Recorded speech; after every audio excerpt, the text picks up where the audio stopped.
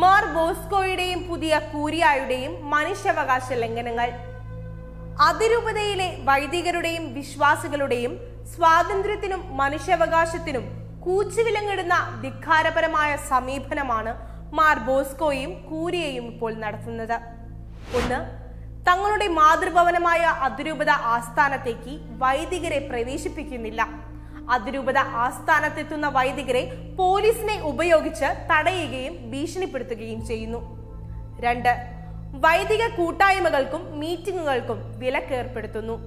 വേണ്ടത്ര സൗകര്യങ്ങൾ ഉണ്ടായിട്ടും അതിരൂപത ആസ്ഥാനത്ത് വൈദികർക്ക് ഒരുമിച്ച് കൂടാൻ ആവാത്ത വിധത്തിൽ പ്രവേശനം നിഷേധിക്കുന്നു. കഴിഞ്ഞ ദിവസം പാലാരിവട്ടം പള്ളിയിൽ ഒന്നിച്ചു കൂടിയ വൈദികർക്ക് സൗകര്യമൊരുക്കി കൊടുത്ത് എന്നതിന്റെ പേരിൽ വികാരിക്ക് അനീതിപൂർവമായ കാരണം കാണിക്കൽ നോട്ടീസ് കൊടുത്തിരിക്കുകയാണ് കൂരിയ. 3, കാനാൻ നിയമ അനുവാദം നൽകിയിട്ടും വൈദികർക്ക് സംഘടനകളിൽ പ്രവർത്തിക്കുന്നതിനുള്ള സ്വാതന്ത്ര്യം നിഷേധിക്കുന്നു. 4, വൈദികർക്കെതിരെ ചട്ടങ്ങൾ പാലിക്കാതെയും അനീതിപരവുമായ നിയമ നടപടികൾ സ്വീകരിക്കുന്നു.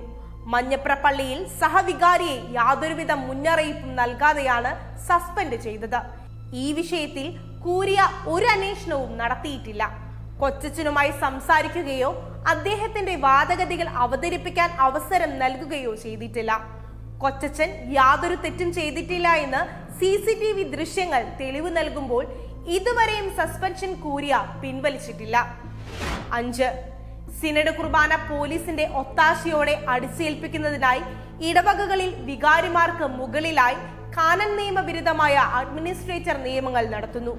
ഇത് ഇടവകയുടെയും വിശ്വാസികളുടെയും താല്പര്യത്തിന് വിരുദ്ധമാണ്. ഇടവകയുടെ സമാധാനപൂർവകമായ അന്തരീക്ഷം നശിപ്പിക്കുന്നതിനാണ്. 6, ഭൂമി അഴിമതിയിൽ പ്രതിയായ ഫാദർ ജോഷി പുതുവയെ ചാൻസലറായി നിയമിച്ചത്.